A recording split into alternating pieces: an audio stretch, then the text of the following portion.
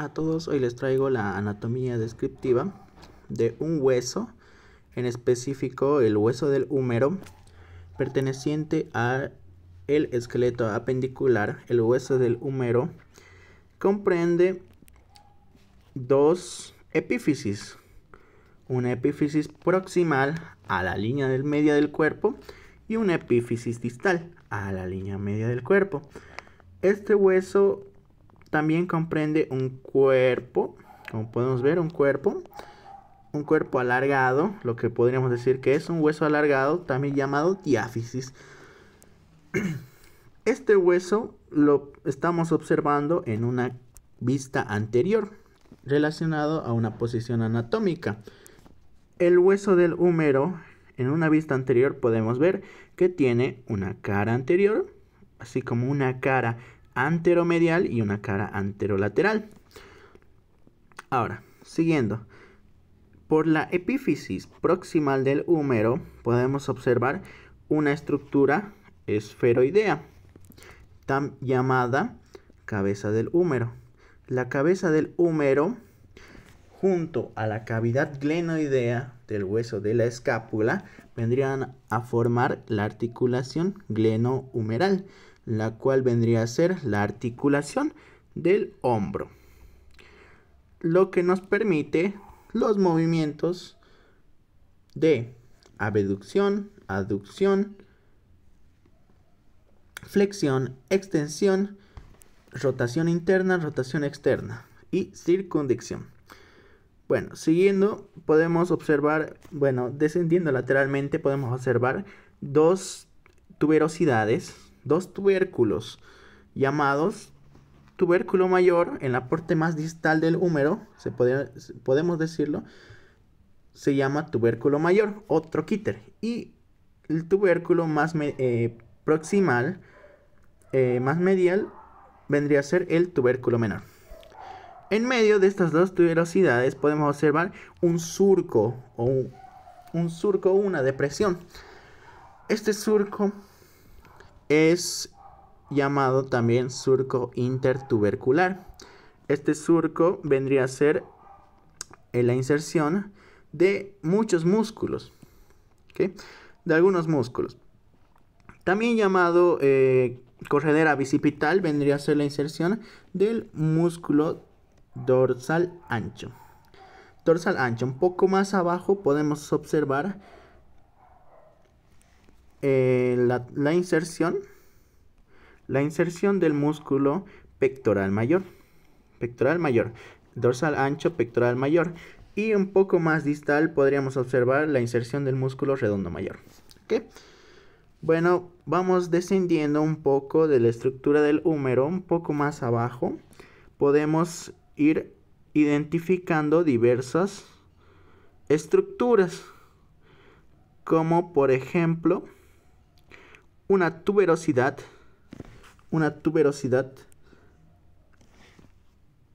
cerca de la diáfisis del húmero, también denominada tuberosidad deltoidea, la cual vendría a ser la inserción de dicho músculo, del músculo del deltoides.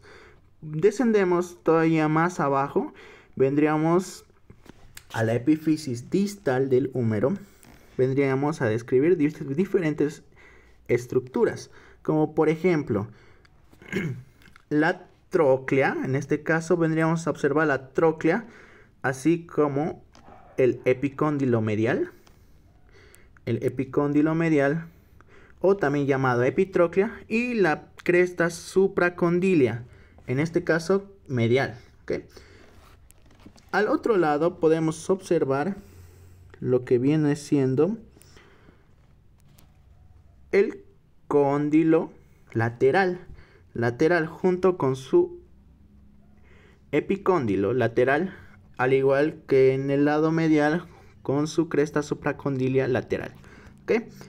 Estas dos depresiones que vemos hacia abajo, en forma hacia abajo descendente, podemos decir que vendría a ser la fosa.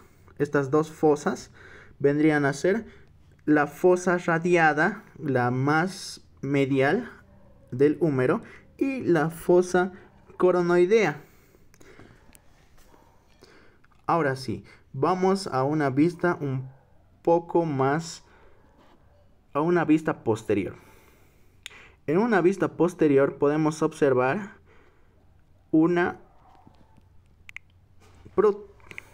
protuberancia, una tuberosidad mejor dicho, una tuberosidad a nivel de la diáfisis llamada tuberosidad deltoidea, así como también podemos estar observando a nivel de la cabeza del húmero, la epífisis proximal, lo que viene siendo un poco más definido, se podría decir, el cuello anatómico del húmero. Un cuello anatómico. Un poco más abajo, a nivel de la metáfisis, podemos marcarnos una línea. A nivel de la metáfisis, la unión de la diáfisis y epífisis, podemos decir que se encontraría el cuello quirúrgico. Ahora, siguiendo la anatomía del húmero, un poco más abajo, podemos, en una vista posterior más descendente en la epífisis distal, podemos mencionar la fosa. Esta fosa es una depresión llamada fosa olecraniana. ¿Okay? También en una visión posterior podemos observar mejor lo que viene siendo la tróclea y también el cóndilo, un cóndilo lateral. Así como dichas estructuras en anterior, podemos observar el epicóndilo lateral, así como el epicóndilo medial y sus crestas supracondilia lateral y cresta supracondilia medial. ¿Ok? Bueno,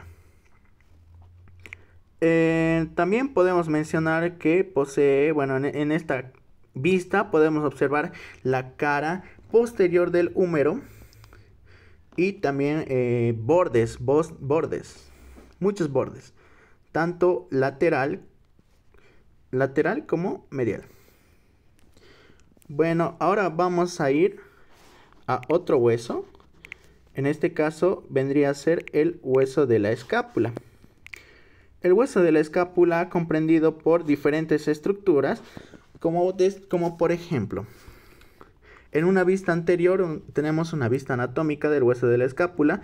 Podemos mencionar a ángulos y bordes. En este caso el ángulo inferior, ángulo superior y un ángulo lateral. ¿Ok? Y también podemos mencionar un borde medial, un borde lateral y un borde superior.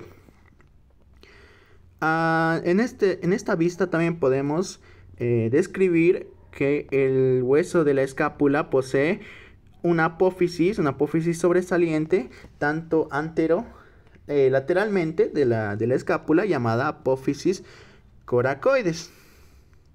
También podemos mencionar otra saliente, se podría decir más posterior y lateralmente, se podría decir superolateralmente en la escápula, llamada acromión, que esta vendría a ser una estructura la cual conectaría con la extremidad acromial de la clavícula, formando así la articulación acromioclavicular. Bueno,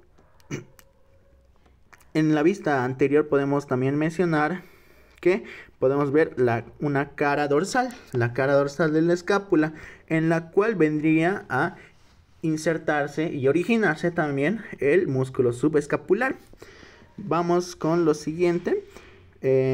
Vamos con la siguiente vista, en una vista más lateral.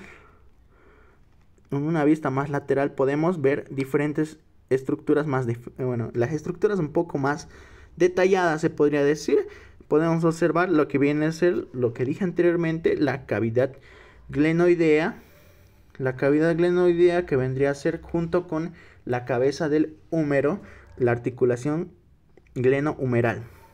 También podemos ver lo que viene siendo dos tubérculos, dos protuberancias, una superior y una inferior a la cavidad glenoidea, llamada de la misma manera, ¿no? Tubérculo infraglenoideo y tubérculo supraglenoideo. Siguiendo con la descripción de la escápula, podría mencionar, bueno, vamos a una vista más posterior. Podemos ver que la escápula posee una espina a nivel más, en un tercio superior de la escápula. Esta espina, llamada de la misma nombre, la espina de la escápula, vendría a originar lo que viene en una parte más distal, lo que viene siendo el acromion. Ahora sí, con la conformación de esta espina podemos observar unas fosas, tanto superior como inferior. Dos depresiones, la supraespinosa y la infraespinosa. Estas fosas vendrían a ser tanto la inserción, bueno, vendría a ser el origen de los músculos con el mismo nombre, músculo supraespinoso e infraespinoso. Y siguiendo con lo último de la escápula, podría mencionar que la escápula vendría a ser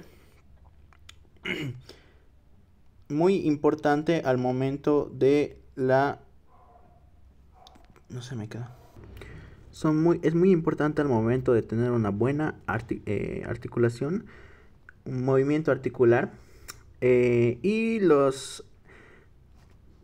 también podría decir que la articulación glenohumeral, la articulación del hombro, es más propenso a lesiones por contactos físicos, como lesiones como luxación, o también llamado dislocación de hombro, tanto por la escápula así como el húmero. Bueno, eso sería todo. Muchas gracias.